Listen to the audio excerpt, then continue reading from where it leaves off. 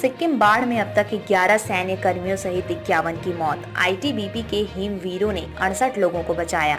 उत्तरी सिक्किम में बादल फटने से तिस्ता नदी में आई बाढ़ में मृतकों की संख्या बढ़कर 51 हो गई, जिनमें 11 सैन्य कर्मी हैं। इनमें 2600 सिक्किम और 2500 पश्चिम बंगाल के जलपाईगुड़ी जिले के विभिन्न इलाकों से मिले हैं। 142 लोग अब भी लापता हैं, जबकि घायलों की संख्या 26 है।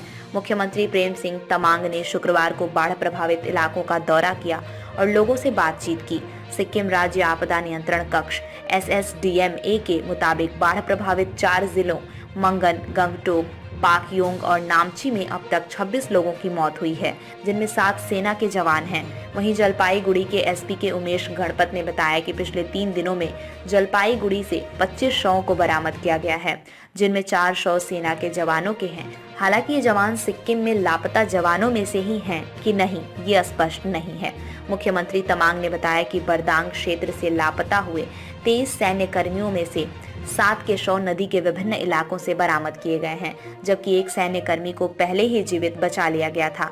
शेष 15 जवानों की तलाश जारी है। इन जवानों को सिक्किम और उत्तरी बंगाल दोनों इलाकों में ढूंढा जा रहा है। जवानों के 7 शवों में से 4 की पहचान हुई है। हालांकि भारतीय सेना की ओर से किसी भी जवान की मौत की आधिकारिक पुष्टि नहीं हुई है। सेना का तलाशी अभियान जारी है। वहीं आईटीबीपी के हिमवीरों ने उत्तरी सिक्किम में आई बाढ़ के कारण पिछले 3 दिनों से 16,000 फीट की ऊंचाई पर फंसे 68 लोगों को सुरक्षित बचा लिया है। आईटीबीपी के अनुसार जिन लोगों को सुरक्षित बाहर निकाला गया, वे हिमनद झील के फटने से आई बाढ़ के कारण पिछले 3 दिनों से पहाड़ी इलाके में फंसे हुए थे, क्योंकि क्षेत्र का संपर्क कट गया था। आईटीबीपी ने सोशल मीडिया प्लेटफॉर्म X पर लिखा, उत्तरी सिक्किम में हाल ही में अचानक आई बाढ़ के कारण 68 लोग 16,000 फीट की ऊंचाई पर फंस गए थे। आईटीबीपी बचाव दल के हिमवीरों ने बड़े पैमाने पर बचाव अभियान चलाया और सभी 68 लोगों को सुरक्षित बाहर निकाला गया। SSDMA के मुताबिक बाढ़ में 4 जिलों के 27 इलाके प्रभावित हुए हैं। 2,376 घरों को नुकसान पहुंचा है। इन जिलों में 25,065 लोग प्रभावित हुए हैं।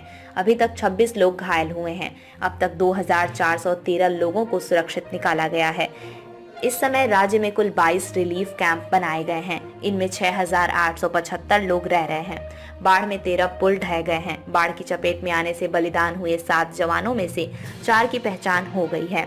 इनकी पहचान बिन्नागुड़ी सैन्य स्टेशन के गोपाल मद्दी, 64 ब्रिगेड बेंग डूबी के नायक भवानी सिंह चौहान, अलीपुर द्वार से मधुबागान के नायक NG प्रसाद और बिमल ओरांव के रूप में हुई है।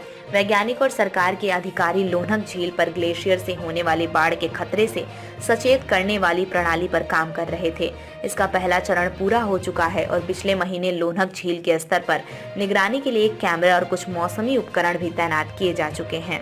वैज्ञानिकों ने कहा कि अगर यह प्रणाली काम कर रही होती तो बाढ़ की अग्रिम चेतावनी से मिलने के बाद लोगों को निकालने के लिए थोड़ा अतिरिक्त समय मिल जाता और सिक्किम की इस भीषण तबाही को टाला जा सकता था।